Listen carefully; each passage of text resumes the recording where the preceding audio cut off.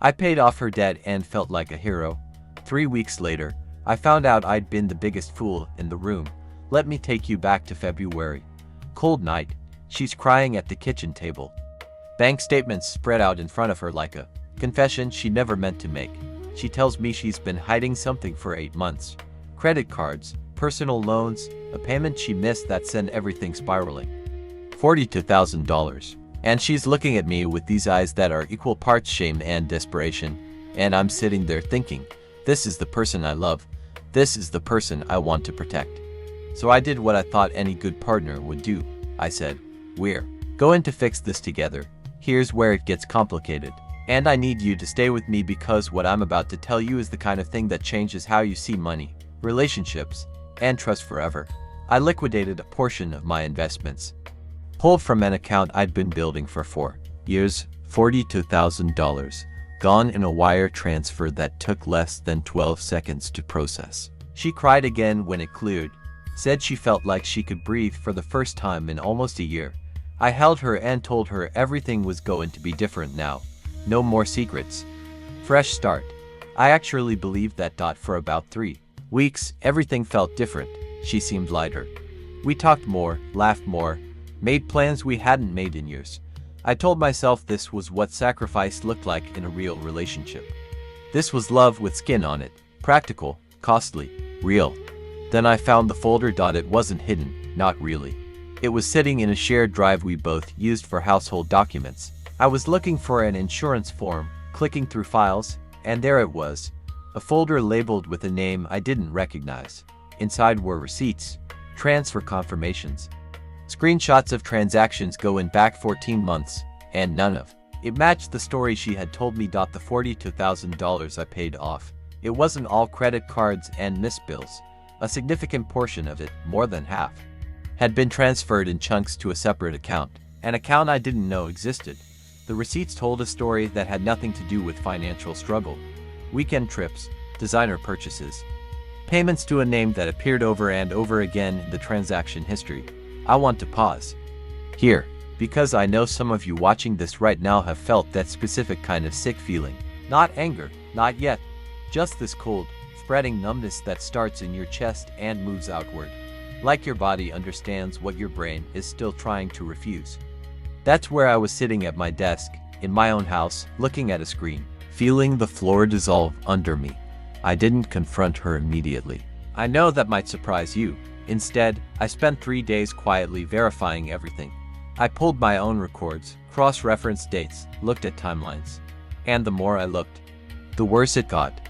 The debt she had shown me, those real statements, with real numbers, those were legitimate. She had actually accumulated that debt. But what she didn't tell me was that another account existed in parallel, funded steadily over the same period, used for an entirely different life that she was living alongside ours. This is the psychological piece that I think most people miss. When they talk about financial deception in relationships, it's rarely just about money. Money is the vehicle. What it's actually carrying is time, priorities, decisions, and choices that were made deliberately, repeatedly, over an extended period while someone looked you in the eye and chose not to tell you the truth. The debt was real. The deception was the architecture built around it. When I finally sat down with her, I had printed nothing. I asked no dramatic questions. I simply said, "Is there anything else you haven't told me?" And I watched her face. She said no. She said she was done with secrets. She meant it, I think, in the way that people mean things when they've decided that silence is no longer technically lying. So I told her what I found. I'm not going to describe that conversation in detail because it belongs to a version of my life that I'm still processing. What I will tell you is that what came out over the following hours was more layered and more calculated than I had initially understood. This wasn't impulsive. It wasn't one bad decision that snowballed. There were choices made with full awareness that I would never have agreed to fund those choices, and so the information was deliberately withheld. She didn't apologize for the deception. She explained it. There's a difference, and that difference told me everything I needed to know about where we actually stood. Here's what I learned that I think is worth more than any money I lost. Financial deception in close relationships follows a pattern that almost never starts with the large betrayal. It starts with a small omission that doesn't get corrected. then another, then the omissions become deliberate, then strategic, then load-bearing. By the time you discover it, you're not looking at one bad moment, you're looking at infrastructure, a whole hidden system that someone built brick by brick while standing next to you. The reason this is so psychologically devastating is because it doesn't just invalidate the event. It retroactively edits your shared history, every conversation you remember, every decision you thought you made together, every moment you were sitting across from someone who knew something that changed the entire meaning of the moment and said nothing. You don't just lose your money, you lose your past. Now I want to talk about what you should actually do if you suspect financial deception in your relationship. Because I made several mistakes in how I handled the aftermath and I don't want you to repeat them. First, before you confront anyone, gather everything quietly, not to build a legal case necessarily, but because you deserve clarity before you're in an emotional conversation that can be derailed, reframed, or turned back on you. Know what you know before you say what you know. Second, understand that the confrontation itself is not the resolution. It is the beginning of a much longer process of figuring out what is actually true and what you actually want. People in shock make permanent decisions based on temporary emotional states. Give yourself time, even when every instinct is screaming at you to act immediately. Third, consider the financial exposure carefully before you do anything generous. I am not saying don't help the people you love.